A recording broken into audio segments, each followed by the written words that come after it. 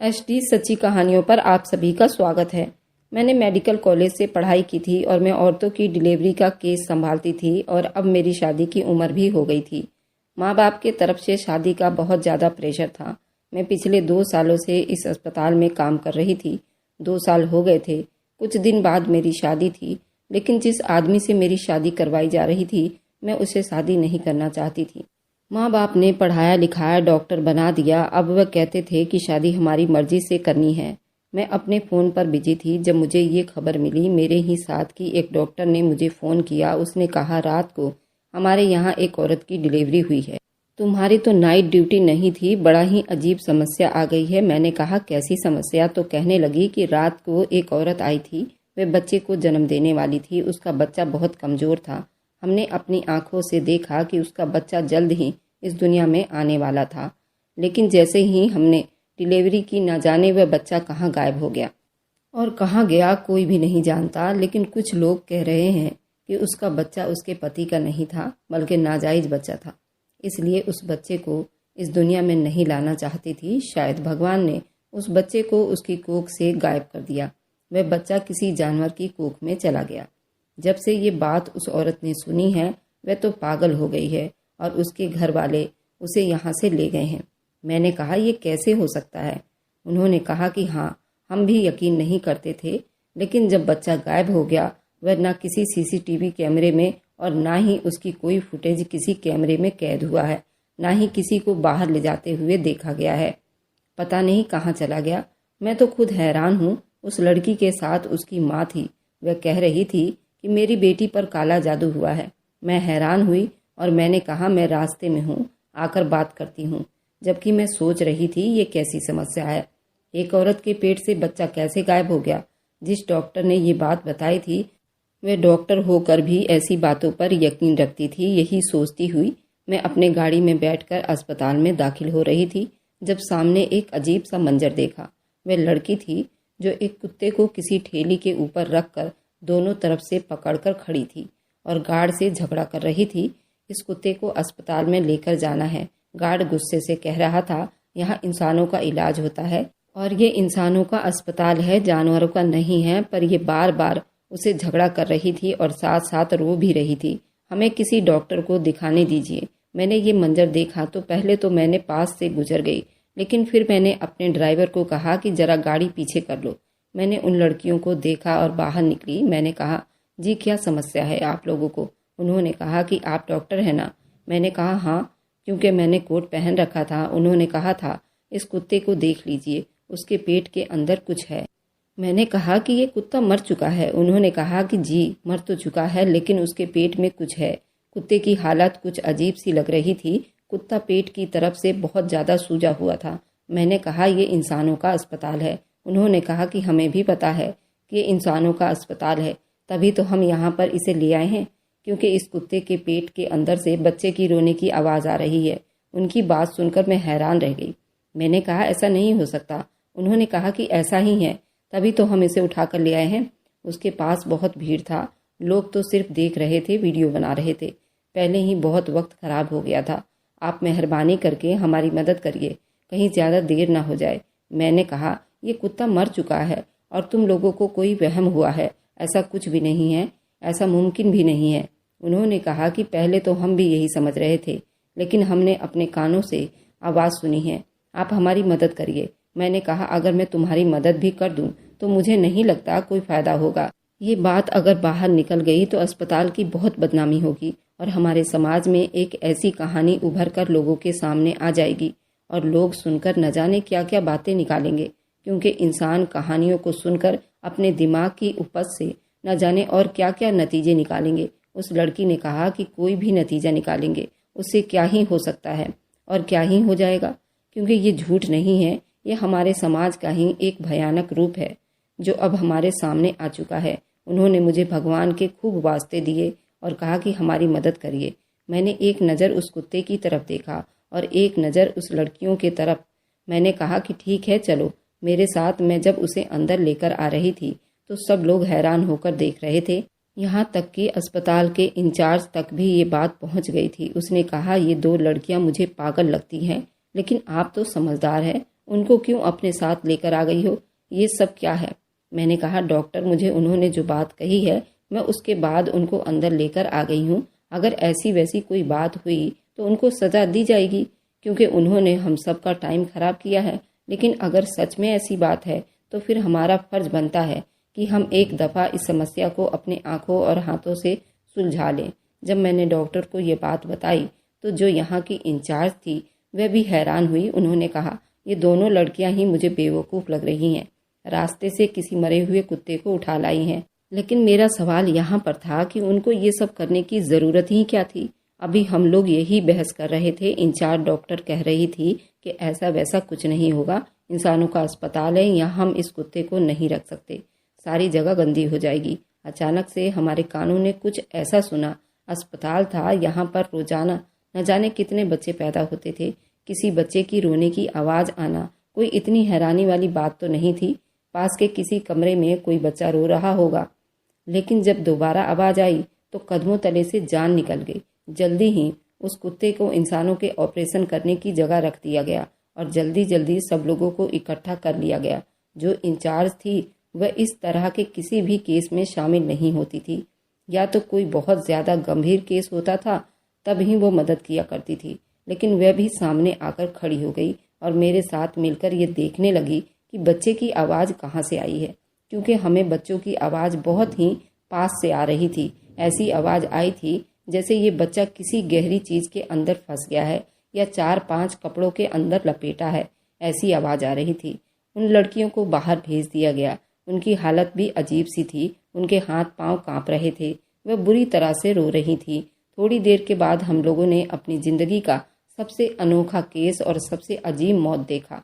लेकिन इससे पहले कि हम कुछ भी बोलते या कोई नतीजा पर पहुंचते, मैंने उन लड़कियों को अपने ऑफिस में बुलाया। उनमें से एक लड़की का नाम मोहिनी था और दूसरे का नाम आंचल था। मोहिनी थी, बहुत ज़्यादा परेशान थी और रो रही थी। मैंने कहा कि तुम्हें कुत्ता कहाँ से मिला और तुम उसे यहाँ क्यों उठा कर लाई हो? उसने कहा कि हम लोग तो रोज़ की तरह अपने कॉलेज जा रहे थे, ये मेरी दोस्त है, हम एक ही मोहल्ले में रहते हैं। जब हम दोनों उस कुत्ते के पास से जाने लगे तो हमें भी बच्चे की रोने की आवाज़ आई थी। हम दोनों बहुत हैरान हुए, सोचा कि हम दोनों का वहम होगा। लेकिन थोड़ी देर के बाद जो मंजर हमने देखा, डॉक्टर साहब, मैं बता नहीं सकती आपको। क्या बताऊं, ये जालिम दुनिया इतनी बुरी है। बस इस कुत्ते को उठाकर आपके पास आ गए हैं। मैंने कहा, और क्या जानती हो तुम? तो उसने कहा कि कहना तो नहीं चाहती, लेकिन मैं इससे ज़्यादा और कुछ भी जानती हूँ। असल में मुझे पता है कि ये सब कुछ किसने किया है। मैं ये बात सुनकर हैरान रह गई। मैंने कहा, ये सब किसने किया है? तो कहने लगी, मेरी एक भाभी है जो हमसे अलग रहती है। हम लोग एक ही घर में रहते हैं, लेकिन लड़ाई झगड़े की वजह से बीच में दीवार डाल दी गई है। उन्होंने हमारे भाई को अपनी बातों में लगाया और हमसे हर रिश्ता तोड़कर घर अलग कर लिया। घर हमारा अपना था, इसलिए बीच में दीवार डाल दी गई है। लेकिन भाई के दिल में न जाने क्या बात आई कि उसने 2 महीने के बाद ही दूसरी शादी कर ली। अब अपने दोनों पत्नियों के साथ अलग घर में रहता है और मुझे ऐसा लगता है ये कहानी उनके घर से ही फूटी है। ये सब कुछ उन तीनों ने ही किया है। मैंने कहा, तुम्हें यकीन है? उसने कहा कि हाँ, क्योंकि ये कुत्ता भी उधर ही पड़ा रहता था। मेरी एक भाभी बच्चों को जन्म देने वाली थी। हमें वे लोग कुछ बताते नहीं हैं, लेकिन घर इतना पास है कि बीच में सिर्फ एक दीवार है, इसलिए हमें उनकी बातें सुनाई देती थी। मैंने कहा, फिर तुम्हें मेरे साथ कहीं जाना होगा। मैं डॉक्टर थी, मेरा काम तो ख़त्म हो चुका था, लेकिन मैं इस घटना की तह तक जाना चाहती थी, क्योंकि ये घटना कोई नॉर्मल घटना नहीं थी। मुझे जानना था, क्या इस दुनिया में इस तरह के लोग भी रहते हैं? मैंने उन दोनों को गाड़ी में बिठाया और उनके घर की तरफ चल पड़ी। घर तो उनका ज़्यादा दूर नहीं था, लेकिन हम लोग ट्रैफिक में फंस गए थे। रास्ते में मैंने उस लड़की से पूछा कि तुम्हारी दोनों भाभियाँ किस तरह की औरत हैं? तो कहने लगी, दोनों ही अपनी जगह अजीबोगरीब हैं। पहली भाभी, उनका नाम अल्पना है, उनको बस मेरे भाई को लेकर अलग होना था और उन्होंने ये भी नहीं सोचा कि हमारे भाई के अलावा और कोई नहीं है। मैं सुबह कॉलेज जाती हूँ, शाम को ट्यूशन पढ़ाती हूँ, मेरी मम्मी घर पर कपड़े सीती हैं और इस तरह हमारा गुजर बसर होता है। मैंने कहा, क्या तुम्हारा भाई तुम लोगों के लिए कुछ भी नहीं करता? तो कहने लगी, कभी कभी थोड़े पैसे वगैरह पकड़ा जाता है, लेकिन उन पैसों से हमारा गुजारा नहीं हो पाता, वह भी अपनी बीवी से छुप करके देता है। भाभी ने तो हमारे सामने कोई भी बात नहीं की। ना ही ऊंची आवाज में कभी कुछ कहा बोली, बस भाई के कान भरती रहती थी, अपने आप को दुखियारी बनाती रहती थी और कहती रही, मुझे अलग होना है, मुझे अलग घर चाहिए, ये मेरा हक है। आखिरकार भाई ने उनकी बात मान ली, लेकिन फिर भी भाई ने दूसरी शादी कर ली। इस बात से भाभी को बहुत ज़्यादा अफसोस हुआ था, तो रातों को उनके रोने और चीखने की आवाज़ आती थी। मैंने कहा, तुम्हारी दूसरी भाभी कैसी हैं? तो कहने लगी, वह बहुत ही बुरी औरत है, उसने भाभी का जीना हराम किया हुआ है। वे पूरा दिन एक दूसरे से लड़ाई झगड़ा करती रहती हैं और अल्पना भाभी से जानवरों की तरह लड़ती है। उनके लड़ने की आवाज़ पूरा मोहल्ला सुनता है। वह भाभी को अपने इशारों पर नचाती रहती है। लेकिन हम तो इस बात पर हैरान हैं कि मेरे भाई ने उससे शादी क्यों की। हमने कहा कि तुम्हारा भाई भी बड़ा दिल फेंक आदमी होगा, तो उसने कहा कि डॉक्टर साहब, मुझे नहीं पता, मेरे लिए तो मेरा भाई है, मुझे क्या पता कि उसके दिमाग में क्या चल रहा है। लेकिन आप यूं समझ लीजिए, उसकी दूसरी शादी करना ऐसे है जैसे सूरज पश्चिम से नहीं पूरब से निकला है, क्योंकि उसने अपनी पहली शादी लव मैरिज की थी।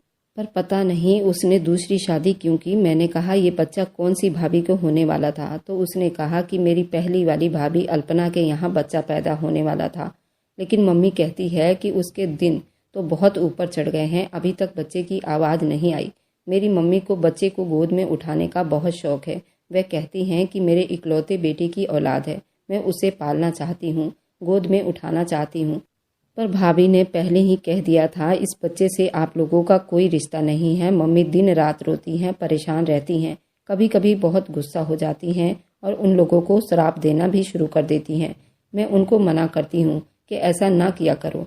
हम लोग घर पहुँच गए और दरवाजे पर जब हम पहुँच गए तो मोहिनी की दूसरी भाभी बरखा ने दरवाज़ा खोला था और मैंने जब उस औरत को देखा तो उसे देखते ही पहचान गई कि वह कोई और औरत नहीं। जिस तरह से उसने टाइट फिटिंग कपड़ा पहन रखा था, दिन में भी इतना ज़्यादा मेकअप लगा रखा था। ऐसी औरतें मर्दों को अपने इशारों पर नचाने के खूब फन अच्छी तरह से जानती हैं। तभी तो उसके भाई ने दूसरी शादी की थी। उसने जब मोहिनी को देखा तो कहा, मोहिनी तू यहाँ पर क्या कर रही है और ये मैडम कौन है? मैंने कहा, क्या हम अंदर आकर आपसे बात कर सकते हैं? उसने कहा कि हाँ, आ जाओ। जब दरवाजे पर खड़े होकर बात नहीं हो सकती, लेकिन तुम कौन हो? मोहिनी ने कहा, ये डॉक्टर साहब हैं और पूछने के लिए आई हैं कि अल्पना भाभी की तबीयत कैसी है। इस बात पर हंसने लगी। उसने कहा कि अल्पना तो यहाँ पर है ही नहीं, तो उसकी तबीयत पूछने के लिए यहाँ पर क्यों चले आए हो? मैंने कहा, कहाँ है अल्पना भाभी? तो कहने लगी, अपने घर चली गई है। मैंने कहा, पर वह तो एक बच्चे को जन्म देने वाली थी, वह हो गया क्या? तो उसने कहा कि हमें नहीं पता हुआ कि नहीं हुआ, वक्त भी पूरा हो गया था, लेकिन पता चला कि उसकी औलाद इस दुनिया में आई तो थी लेकिन जिंदा नहीं बची, इसलिए वह औरत पागल हो गई है। तभी तो तेरे भाई ने उसे उसके मायके भेज दिया है, अब वह वापस नहीं आएगी। इस तरह पागल हो गई है अपनी औलाद के पीछे। वह आत्महत्या करने की कोशिश कर रही थी। अगर वह मर जाती तो उसका सारा इल्जाम हम सब पर आ जाता। बस इसीलिए चली गई है यहाँ से, अच्छा हुआ दफा हो गई है। मैं मोहिनी से कहने लगी, अगर ऐसा है तो फिर वह बच्चा कहाँ है जो इस दुनिया में नहीं रहा?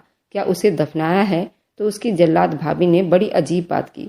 उसने कहा कि दफनाने वाला नहीं था, वह पहले से ही इस दुनिया से चला गया था। उसकी इस तरह की बात सुनकर मुझे भी बहुत गुस्सा आ गया था। मैंने कहा, मोहिनी चलो तुम्हारी दूसरी भाभी के घर चलते हैं, लेकिन उससे पहले कि एक और बड़ा जरूरी काम करना है।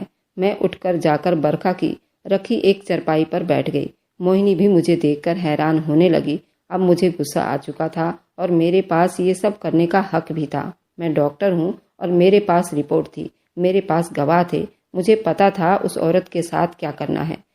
उसने कहा कि ये तुम किसको अपने साथ ले आई हो? ना जान ना पहचान में तेरा मेहमान बनकर आ गई है और बड़ी आई हमसे पूछताछ करने वाली। अब मुझे पता था कि मुझे करना क्या चाहिए। उस औरत के हाव भाव तो मुझे बिल्कुल भी अच्छे नहीं लग रहे थे। उसने अपने पति को फ़ोन करके बुलाया, पर शायद किसी काम में बिजी था। फ़ोन के अंदर से धीमी सी आवाज़ आई थी कि मैं अभी नहीं आ सकता, 1 घंटे के बाद आऊँगा। मैंने पुलिस के नंबर पर कॉल मिला दिया और बहुत जल्द पुलिस को बुला लिया। उस औरत को ये बात पता चल गई, वह अजीब सी हालत में आ गई। अब वह कभी गुस्सा करती, कभी बातें करती, कभी कहती निकालो मुझे यहाँ से। मैंने कहा, तुम यहाँ से निकल नहीं सकती, पुलिस आएगी और वह तुम्हें यहाँ से निकालेगी। थोड़ी देर के बाद ही पुलिस आ गई। मैंने अपने भाई को भी बुला लिया था, वह एक समझदार आदमी था, उसे भी सब कुछ बता दिया। वह भी हैरान रह गया। अब वह हमारे साथ साथ था। मैंने पुलिस को कहा कि उस औरत को पकड़ लें, क्योंकि उस औरत ने एक मासूम बच्चे को चुराया है और उसे चुराने के बाद उसके साथ बहुत ही भयानक खेल खेलने की कोशिश की है। उसने बहुत बड़ा गुनाह किया है। पुलिस के साथ साथ लेडी कांस्टेबल भी थी। उन्होंने उस बरखा नाम की औरत को पकड़ लिया। वह बहुत विनती करने लगी, मुझे छोड़ दो, मैंने कुछ नहीं किया, मेरे खिलाफ क्या सबूत है तुम लोगों के पास? तो मैंने कहा, सबूत तो हमारे पास है, क्योंकि जिस जगह तुमने बैठकर ये काम किया है वहां पर एक पोल लगा हुआ था और उस पोल के ऊपर एक सीसीटीवी कैमरा भी था जो सामने होटल वालों ने लगाया था, क्योंकि वहां से उनके होटल का रास्ता जाता था। उसी से सीसीटीवी कैमरा से सारी फुटेज आ चुकी है। तुमने वो भयानक खेल किस तरह खेला और कैसे एक मासूम जान को तुमने दांव पर लगा दिया था। उसने अपना गुनाह कबूल कर लिया। उसका पति भी वहां पर पहुंच चुका था। उसने कहा कि ये सब कुछ मैंने ही किया है। मेरी सौतन एक बच्चे को जन्म देने वाली थी। डॉक्टर ने उसे बताया था कि उसके यहाँ बेटा होने वाला है। बच्चा कमजोर है लेकिन इस दुनिया में आ जाएगा।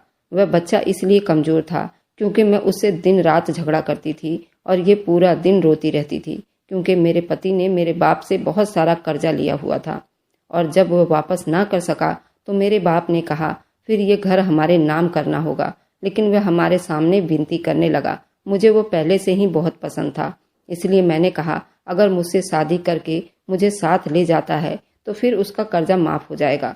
फिर मेरी पहली शादी हुई थी लेकिन मेरे बच्चे नहीं हुए थे, इसलिए मेरे पति ने मुझे छोड़ दिया था और मेरी उम्र भी काफ़ी ज़्यादा हो गई थी, इसलिए मैं किसी जवान लड़के से शादी करना चाहती थी। मुझे ये पसंद आ गया था तो मैंने अपने बाप से कहा आप मेरी उसके साथ शादी करवा दीजिए और जो पैसे उसने ब्याज पर लिए थे वे माफ़ कर दीजिए। बस मैं इसी तरह उसकी ज़िंदगी में आ गई। मोहिनी की माँ भी शोर का आवाज़ सुनकर वहाँ पर आ चुकी थी। ये सुनकर हैरान रह गई। उसने कहा तूने मेरे बेटे की मजबूरी का फ़ायदा उठाया, तूने बिल्कुल भी अच्छा नहीं किया। तो बरखा कहने लगी इतना भी मजबूर नहीं था, उसने हमसे पैसे क्यों लिए थे? ब्याज पर। अगर आपका बेटा इतना ही समझदार होता तो कभी ब्याज पर पैसे ना लेता। मैंने उस लड़के को देखा, वह बेचारा शकल से मासूम लग रहा था। पता चल रहा था कि एक मजबूर आदमी है। बरखा ने बताया कि अल्पना मुझसे ज़्यादा झगड़ा करती थी, अपने ऊपर बड़ा घमंड करती थी, कहती थी कि मेरे यहाँ बच्चा होने वाला है और मैं अपने पति को वंश दे रही हूँ। जब मैं एक बेटे की माँ बन जाऊंगी तो फिर मेरा पति मेरे पास वापस आ जाएगा और तुम्हें तो अब तक कोई बच्चा नहीं हुआ, ना तो पहली शादी से और ना ही दूसरी शादी से, क्योंकि तुम तो बांझ हो और तुम्हारे अंदर तो ये बहुत बड़ी खामी है। और मैं तो पहले अपना पहला बच्चा जन्म दूंगी, फिर दूसरी भी, फिर तीसरी भी। और मैं देखती हूँ कि वह अपनी पहली बीवी और बच्चों की माँ की साइड लेता है या एक समझौते में आई औरत के हक में बोलता है, क्योंकि औलाद बहुत बड़ी चीज़ होती है। एक आदमी औलाद के लिए ही शादी करता है। वह अपने ऊपर बहुत घमंड करती थी। मैंने तभी सोच लिया था कि मैं उसके औलाद को इस तरह यादगार बना डालूंगी। मैंने उसकी औलाद को चुराया। उसका बच्चा बहुत कमज़ोर था, 1.5 किलो का था। मैंने एक कुत्ते के पेट में रख दिया और उस कुत्ते का पेट सुई धागा से सिल दिया और बाद में सारे इलाके में फैला दिया। वह बच्चे के सदमे में पागल हो गई है। उसका बच्चा जिसके सहारे वो मुझसे जंग जीतना चाहती थी, उसे अपने अंजाम तक पहुंचा दिया था। मैंने कुत्ते की कोख में उस बच्चे को रख दिया और सारे इलाके में मशहूर कर दिया कि उसकी अपनी करतूत की वजह से बच्चा उसकी कोख से गायब हो गया और किसी जानवर की कोख में जाकर बस गया है। जब मैंने ये बात सुनी तो मुझे उस डॉक्टर की बात याद आ गई। मैंने इतनी जल्दी में थी कि उससे बात भी नहीं कर पाई, पर मुझे अंदाजा हो गया वह झूठ नहीं बोल रही थी। उसने तो जो देखा वही कहा। वह थोड़ी बेवकूफ़ जरूर थी। उसे पता नहीं चला कि बच्चा कैसे गायब हुआ, क्योंकि अस्पताल के कुछ कर्मचारी बरखा के साथ मिले हुए थे। बरखा के बाप के पास बहुत पैसे थे, वह किसी का भी ईमान खरीद सकता था और उसने यही किया था। उसका पति भी हैरान रह गया। बरखा को तो पुलिस ले गई थी, पर मोहिनी का भाई, उसकी माँ और मोहिनी वापस अस्पताल आए। मैंने अस्पताल वालों को बाकी दास्तान सुनाई और कहा कि पता करिए वह केस किसने हैंडल किया था और उन सब को भी पुलिस के हवाले करिए। उसके बाद हम लोगों ने अल्पना के घर पहुंचे। उसकी मम्मी ने दरवाज़ा खोला और कहा, आप लोग रिपोर्टर हो? अभी थोड़ी देर पहले ही रिपोर्टर आए थे, हमसे अजीब तरह के सवाल कर रहे थे। नहीं नहीं, मैं आप लोगों को अंदर नहीं आने दूंगी। लेकिन फिर उसने हमें जब गौर से देखा तो हैरान रह गई। हम लोग कमरे में दाखिल हुए। अल्पना सामने ही पड़ी थी। उसकी हालत बहुत ख़राब थी। मैं जल्दी आगे बढ़ी। मैंने चेक किया, उसे बहुत तेज बुखार था। अभी अभी उसने बच्चा पैदा किया था। उसके बाद उसको इतना बड़ा सदमा मिला था। उसने कहा कि मैं बहुत बुरी हूँ, मेरे साथ बहुत बुरा हुआ है। वह अपने आप से बातें कर रही थी, अजीब सी हालत में आ गई थी। ऐसा लगता था कि पागल हो गई है। उसके पति ने जब ये मंजर देखा तो वह भी रोने लगा और कमरे से बाहर चला गया। अल्पना ने नहीं देखा था कि कमरे में कौन कौन दाखिल हुआ है। वह तो बेचारी अपनी ही दुनिया में गुम थी। मैंने अपने सास के साथ बहुत बुरा किया था, अपने पति को उसकी माँ से दूर किया था, इसलिए मेरा बेटा भी मुझसे दूर हो गया, चला गया मुझे छोड़कर, नाराज हो गया मुझसे। भगवान ने उसकी सजा मुझे दे दी। मेरे साथ क्या हो गया है? मैंने उसे बुलाया और कहा, मेरी बात गौर से सुनो अल्पना, मेरी बात गौर से सुनो। लेकिन वह बात नहीं सुन रही थी और फिर मैंने एक अजीब मंजर देखा। उसकी सास आगे बढ़ी, जिसके साथ उसने दुनिया वालों के सामने तो कोई बुरा काम नहीं किया था, लेकिन अपना हक लेकर उसके बेटे से दूर किया था। घर का बंटवारा जरूर करवाया था और आगे बढ़ी और अल्पना को गले से लगाकर उसे तसल्ली देने लगी। बेटी, मैंने तुझे माफ कर दिया, तू मेरी बेटी है। तूने तो कभी मेरे सामने ऊंची आवाज में बात तक नहीं की थी, बस तुमने अपना हक लिया था। वह तो तेरा हक था बेटा, हम गलती पर थे, तेरी गलती नहीं थी। तू अपने आप को संभाल। वह भी अपनी सास के गले लगकर रोने लगी। ये मंजर देखकर उसकी माँ की आंखों में आंसू आ गए थे। औरत मेरे बेटे से इतनी मोहब्बत करती है, फिर मेरे बेटे के साथ रह लेती तो क्या हो जाता।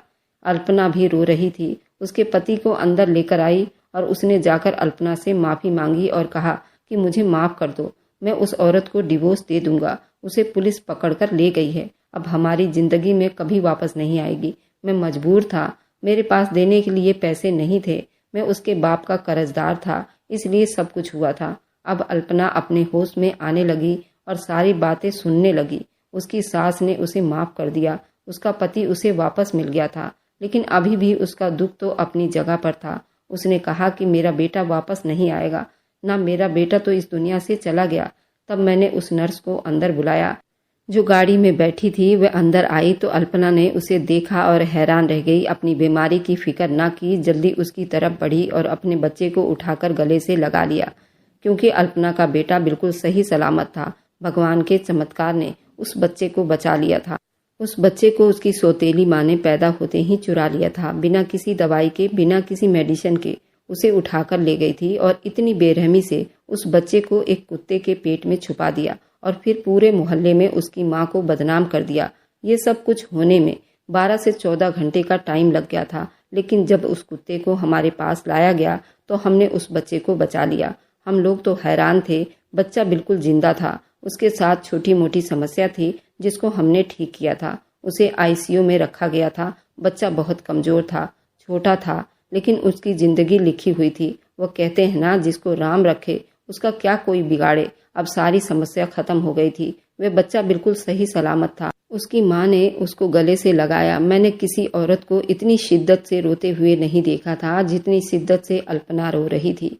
उसकी सास भी रो रही थी और पति भी। ऐसा लगता था उस बच्चे को उसकी माँ के हवाले करके हम सब ने अपनी जिंदगी का एक ऐसा बड़ा काम कर दिया था जिसके बाद हमारा दिल हमेशा से ही संतुष्ट रहने वाला था। उन्होंने मेरा भी धन्यवाद किया। अस्पताल में जो लोग उस औरत के साथ मिले हुए थे उनको नौकरी से हमेशा के लिए निकाल दिया गया। बरखा को डिवोर्स हो चुकी थी, शायद उसका बाप उसको छुड़ा लेता, लेकिन अब उसको फिर से किसी ने भी अपने घर की इज्जत नहीं बनाना था। बच्चा सही सलामत था, अपनी माँ के पास आ गया था। उसकी माँ ने उसका पेट भरा तो बच्चा बिल्कुल आराम से सो गया और अपनी माँ के गोद में ही सो गया। उसके बाद वे दीवार जो उन्होंने घर में बनवाई थी उसको गिरा दिया गया और वे लोग अपने घर में हंसी खुशी रहने लगे। एक बच्चे ने उन सब की जिंदगी बदल कर रख दी। मुझे डॉक्टर के फर्ज अंजाम देते हुए आज 12 साल हो गए हैं। मेरी भी शादी हो गई है, मैं भी 2 बच्चों की माँ हूँ और इस किस्से को बीते हुए 12 साल हो गए हैं। उसके बेटे का नाम मोनू है जो 12 साल का हो गया है। वह भी मुझसे मिलने आता है और आज भी वो मुझे धन्यवाद करते हैं। मुझे तो लगता है जैसे ये कल की बात है। उसके बच्चे को देखती हूँ तो हैरान रहती हूँ, क्योंकि एक चलता फिरता भगवान का चमत्कार था जो उसके साथ हुआ था। उसकी जिंदगी खत्म होने में 2 पल लगे थे। भगवान ने उसकी जिंदगी लिखी हुई थी। वह कहते हैं ना, जितनी सांसें तय होती है सारी सांस इस दुनिया में लेकर जानी है। आप लोग बताइए कि इस कहानी के बारे में जानकर आप लोगों को कैसा लगा। अगर आपको आज की कहानी पसंद आई है तो वीडियो को जरूर लाइक कीजिएगा और अपने दोस्तों के साथ शेयर भी कीजिएगा। और हाँ, अगर आपने अभी तक हमारे चैनल को सब्सक्राइब नहीं किया है तो जरूर सब्सक्राइब कर लें। मिलते हैं हम अपनी कल की एक नई दिलचस्प कहानी के साथ। मुझ पर सदा अपना प्यार और स्नेह बनाए रखें। सभी को मेरा प्यार भरा नमस्कार दोस्तों।